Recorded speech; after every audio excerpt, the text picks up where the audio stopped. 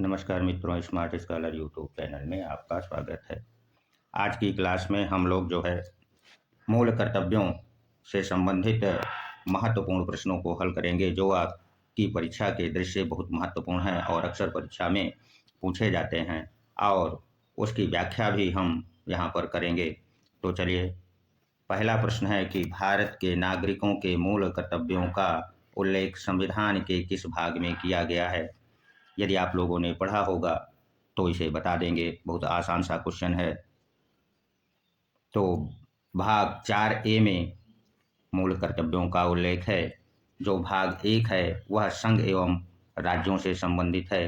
भाग 2 नागरिकता है और भाग 4 मौलिक कर्तव्यों का उल्लेख है। अब क्वेश्चन नंबर 2 को आप लोग ध्यान से पढ़िए और फिर उसके बाद सोच समझ के उत्तर दीजिए। किस समिति की अनुशंसा पर संविधान में मूल कर्तव्यों को शामिल किया गया है? तो पहला विकल्प आपके सामने है बलवंत राय मेहता समिति, दूसरा अशोक मेहता समिति, तीसरा सरदार स्वर्ण सिंह समिति और चौथा लक्ष्मी मल सिंघवी समिति। तो आपका उत्तर होगा सरदार स्वर्ण सिंह समिति, जो कि 1976 में बनी थी, और इस समिति ने 1976 में 10 मूल कर्तव्यों को संविधान में जोड़ने की सिफारिश की थी, जिसे इंदिरा सरकार ने स्वीकार करते हुए 42वां संविधान संशोधन किया और संविधान में एक अलग से भाग 4A जोड़ करके, कौन सा भाग? 4A जोड़ करके अनुच्छेद 51A में 10 मूल कर्तव्यों को जोड़ा था। अब क्वेश्चन नंबर 3 को आप लोग पढ़िए और उसके बाद सोचिए, फिर उसके बाद उत्तर दीजिए।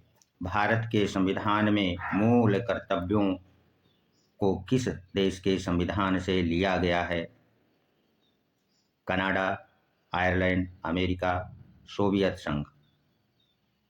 तो हमारे देश के संविधान में जो मूल कर्तव्यों का उल्लेख है वह सोवियत संघ से लिया गया है। अब हम लोग क्वेश्चन नंबर 4 को हल करेंगे कि 4 में क्या लिखा हुआ है। क्वेश्चन नंबर 4, 42वें संविधान संशोधन अधिनियम 1976 में किस अनुच्छेद के तहत मूल कर्तव्यों को जोड़ा गया है? आपको ये बताना है। अनुच्छेद 50, अनुच्छेद 36, अनुच्छेद 51 का, अनुच्छेद 51। तो 42वें संविधान संशोधन 1976 में जो अनुच्छेद मूल कर्तव्यों के लिए जोड़ा गया वो था 51 का, में कुल 10 मूल कर्तव्यों का उल्लेख है। अब क्वेश्चन नंबर 5 को आप लोग हल करिए। 11वां मौलिक कर्तव्य किस संविधान संशोधन द्वारा जोड़ा गया? ये बहुत महत्वपूर्ण सवाल है और अक्सर ये परीक्षा में पूछा भी जाता है। 42वां संविधान संशोधन, 44वां संविधान संशोधन, 25वां और 86वां संविधान संशोधन। तो जो 11वां मौलिक कर्तव्य 86वां संविधान संशोधन 2002 में किया गया और 11वां मौलिक कर्तव्य जोड़ा गया। 11वां मौलिक कर्तव्य में माता पिता या संरक्षक को 6 से 14 वर्ष के बीच के आयु के बालकों के लिए शिक्षा का अवसर प्रदान करना उनका कर्तव्य है।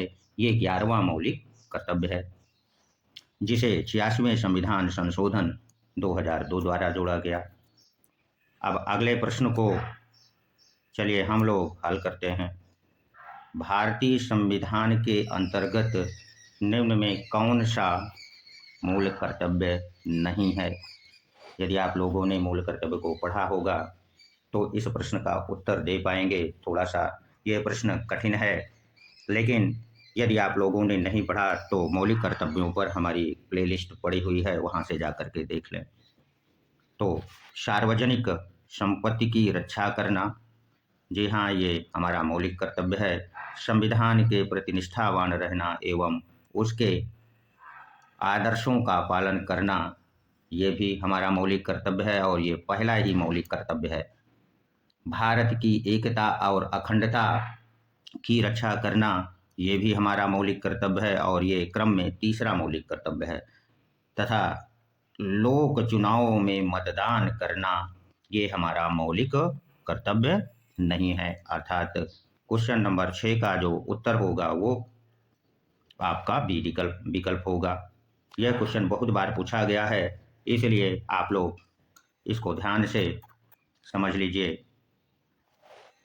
अगला क्वेश्चन है 11वां मौलिक कर्तव्य क्या है। अभी इसके पहले वाले प्रश्नों में हम 11वें मौलिक कर्तव्य का उल्लेख कर चुके हैं। यदि आप लोगों ने उसे ध्यान से सुना होगा या समझा होगा तो इस प्रश्न का उत्तर अब आसानी से दे देंगे। संविधान का पालन करें एवं उसके आदर्शों का सम्मान करें, ये तो हमारा पहला मौलिक कर्तव्य है। भारत की संप्रभुता, एकता, अखंडता की रक्षा करें, ये क्रम में तीसरा मौलिक कर्तव्य है। और माता पिता या संरक्षक का कर्तव्य होगा कि वो 6 से 14 वर्ष के बालकों को शिक्षा प्राप्त करने का अवसर प्रदान करें। आपका 11वां मौलिक कर्तव्य यही है और जो कि विभिन्न परीक्षाओं में अक्सर पूछा जाता है, इसलिए इसे आप अवश्य नोट कर लीजिए। और अगला है जो मौलिक कर्तव्य प्राकृतिक पर्यावरण की के अंतर्गत वन, झील, वन्य जीव की रक्षा करना, ये भी हमारा मौलिक कर्तव्य है। हमने मौलिक कर्तव्यों को याद करने के लिए एक सूत्र भी बताया है, वो भी कविता के रूप में। यदि आप लोग मौलिक कर्तव्यों से जो हमने एक वीडियो बनाया है उसको पढ़ लेंगे तो क्रम से उस कविता को याद करने पर आपको जो 11 मौलिक कर्तव्य हैं वो बड़ी आसानी से याद हो जाएंगे। इसलिए उसे जा करके आप लोग देख लें, फिर इसको हल करें तो आपको ये स्पष्ट रूप से एक भी क्वेश्चन गलत नहीं हो पाएगा। अब चलिए क्वेश्चन नंबर 8 को हम लोग हल करते हैं। क्वेश्चन नंबर 8 में क्या लिखा हुआ है पहले उसे पढ़ेंगे, फिर उसका उत्तर देंगे।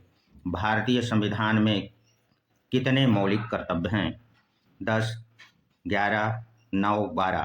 तो भारतीय संविधान में मौलिक कर्तव्यों की संख्या कितनी है? 11। 10 जो कि 42वें संविधान संशोधन द्वारा जोड़ा गया था और जो 11वां मौलिक कर्तव्य है वो 86वें संविधान संशोधन 2002 में जोड़ा गया। तो वर्तमान में मौलिक कर्तव्यों की संख्या 11 है। अब क्वेश्चन नंबर 9 को हम लोग हल करते हैं। निम्न में कौन सा कथन सत्य है मौलिक कर्तव्यों के दृश्य?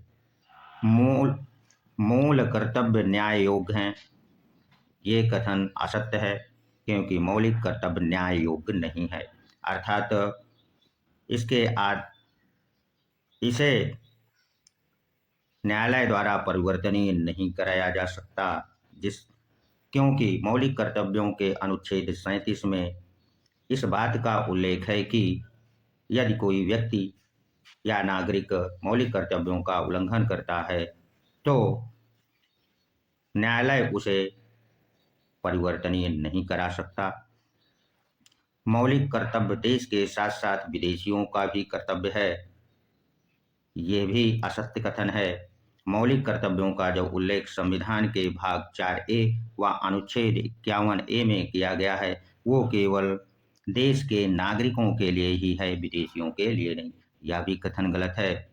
मूल कर्तव्यों के उल्लंघन करने पर राजदंड का प्रावधान नहीं कर सकता है, अर्थात यह कथन सत्य है। और भाग 4A में मूल कर्तव्यों का उल्लेख है, ये भी कथन गलत है क्योंकि भाग 4 में तो नीति निर्देशक तत्वों का उल्लेख है जो कि अनुच्छेद 36 से लेकर के 51 तक है। आपका उत्तर क्या होगा? विकल्प सी कि मौलिक कर्तव्यों को उल्लंघन की स्थिति में राजदंड का प्रावधान नहीं कर सकता है। अब आखिरी क्वेश्चन को हम लोग हल कर लेते हैं।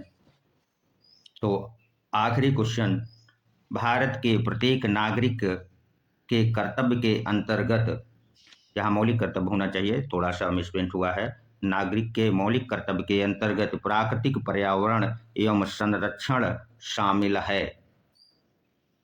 किस अनुच्छेद में?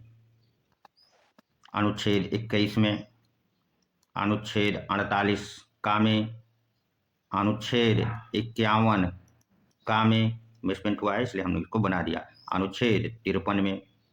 ध्यान से पढ़िए, प्राकृतिक पर्यावरण का संरक्षण एवं सुधार किसमें शामिल है? अनुच्छेद 48 का में या अनुच्छेद 51 का में? तो आपका उत्तर होगा अनुच्छेद 51 का में जो है शामिल है। आशा करते हैं कि यह वीडियो आपको अच्छा लगा होगा और आपकी परीक्षा के दृष्टि से जो भी महत्वपूर्ण प्रश्न बन सकते थे हमने इसमें रखने का प्रयास किया है। और चैनल को सब्सक्राइब कर दीजिए ताकि इसी तरह हम प्रैक्टिस सेट लाते रहें और आपकी परीक्षा के दृष्टि से तैयारी जो है बेहतर हो जाए। यही हमारा मोटिव है, उद्देश्य भी है।